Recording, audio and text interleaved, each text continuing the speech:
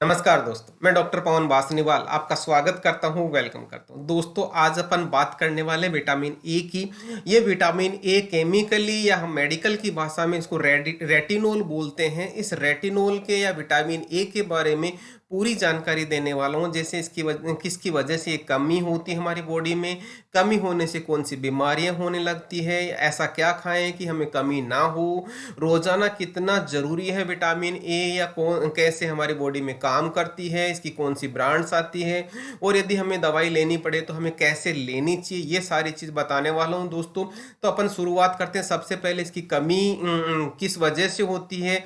तो सबसे पहले या तो हमने ऐसा खाना खाया जिसमें विटामिन ए था ही नहीं, तो 100% आपको इसमें विटामिन ए की डेफिशिएंसी होगी, या हमारी बॉडी में जाने के बाद में, हमारी आहार नाल में जाने के बाद में उसका एब्जॉर्प्शन नहीं हुआ, वो दूसरा कारण हो सकता है। तीसरा कारण है दोस्तों कौन सा, यदि आपका लीवर खराब है तो लीवर के रिलेटेड प्रॉब्लम है तो आपको विटामिन ए की डेफिशिएंसी हो सकती है।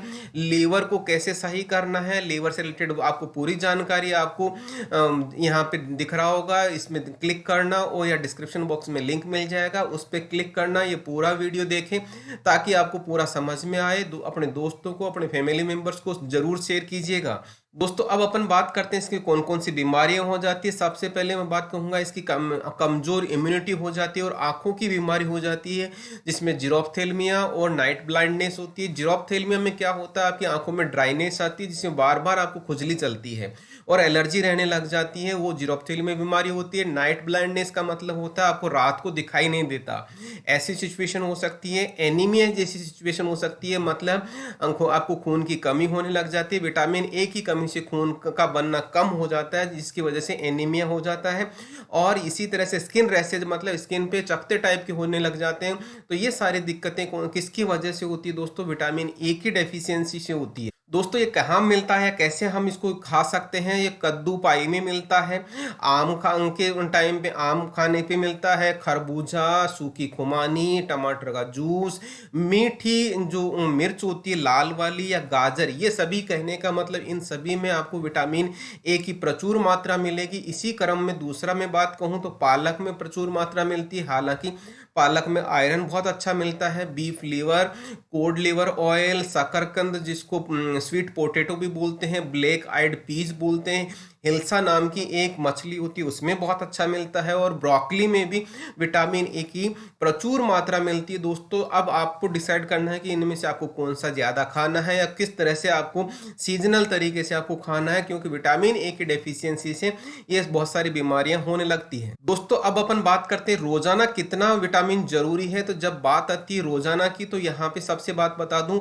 आपकी उम्र कितनी है उसी पे डिपेंड करता है। यदि 6 महीने के बच्चे की बात करें तो 400 माइक्रोग्राम, 7 से 12 महीने के लिए 500 माइक्रोग्राम, 1 से 3 साल के बच्चे के लिए 300 माइक्रोग्राम, और बच्चे 4 से 8 साल के लिए 400 माइक्रोग्राम, 9 से 13 साल के लिए 600 माइक्रोग्राम, 14 से 18 साल बॉयज़ के लिए 900 माइक्रोग्राम, और 14 से 18 ईयर के लिए गर्ल्स के लिए 700 माइक्रोग्राम। इसी तरह से एडल्ट मैन के लिए 900 माइक्रोग्राम और एडल्ट वुमेन के लिए 700 माइक्रोग्राम।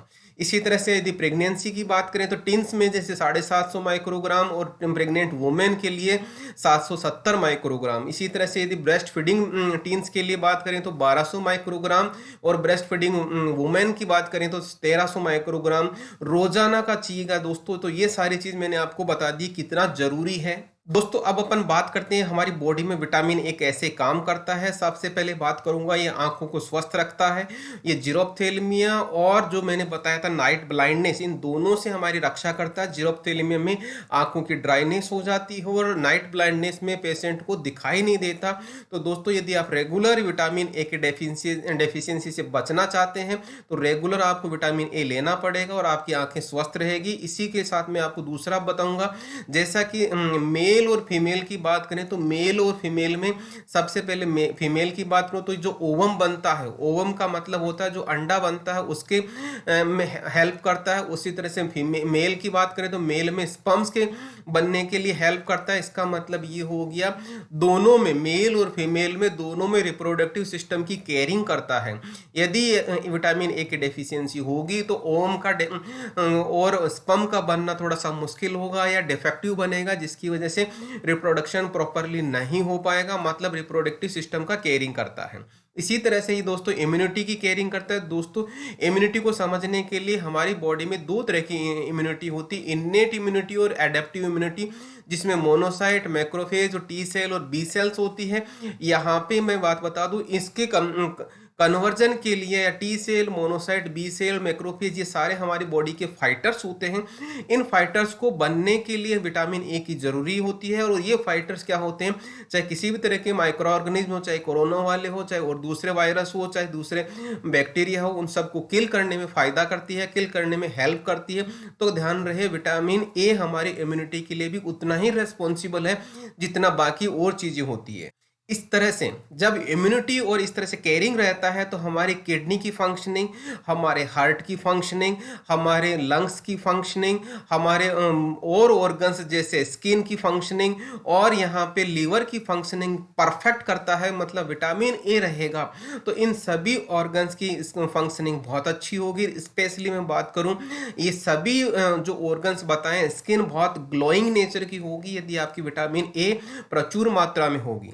अब मैं बात करूंगा इसकी कौन सी ब्रांड आती है यदि आपको डेफिशिएंसी होती है। तो दोस्तों एक विटामिन ए की च्यूएबल टेबलेट, मतलब मुंह में तो उसको तोड़ के खाने की होती है। तो ये सारी चीज मैंने बता दी है। विटामिन ए की डेफिशिएंसी होने से आप ये गोली ले सकते हैं दोस्तों। लेकिन यहाँ पे एक चीज और बता दूं, यदि एक गोली खाएंगे तो आपको थोड़ा सा दिक्कत होगी। यदि मल्टी विटामिन के कॉम्बिनेशन वाली आप चीज खाते हैं तो आपको बहुत ज्यादा फायदा मिलेगा। और मल्टी विटामिन का जो या इम्यूनिटी बूस्टर का जो आपके फायदा करेगा वो डिस्क्रिप्शन बॉक्स में लिंक दे रखा है, उसको आप क्लिक करके आप खरीद सकते हैं।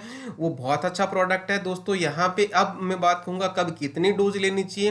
रोजाना की आप एक डोज लेंगे तो सफिशिएंट रहेगा, लगातार 1 या 2 महीने ले सकते हैं। यदि डॉक्टर आपको बोलता है तो आप इससे ज्यादा समय तक भी ले सकते हैं दोस्तों अब मैं बात जरूर बोलूंगा, जो आपको विटामिन ए की जानकारी मैंने दी है वो आपको जानकारी कैसी लगी कमेंट सेक्शन में जरूर बताना।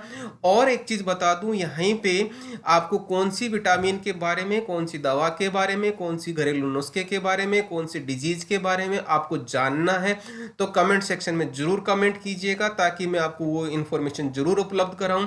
यहीं पे मैं आपसे जरूर रिक्वेस्ट करूंगा, यदि आप कोई भी दवाई खाते हैं तो डॉक्टर की सलाह से ही दवाई लें और फार्मासिस्ट के से पूरा नॉलेज लेते हुए उसी दवा मेडिकल स्टोर से खरीदें जहां पे फार्मासिस्ट अवेलेबल हो, और वहीं से दवा खरीदेंगे तो आपको बहुत अच्छा इन्फॉर्मेशन मिलेगा। दोस्तों अभी अपने चैनल को सब्सक्राइब नहीं किया है, चैनल को सब्सक्राइब कर लें, बेल आइकन को इनेबल कर लें। दोस्तों यदि आपको ये काम अच्छा लगा और इस काम को सपोर्ट करना चाहते हैं तो थैंक्स का बटन दबाना ना भूलें। इसी के साथ मैं आपको बहुत बहुत धन्यवाद दूंगा। Thank you once again.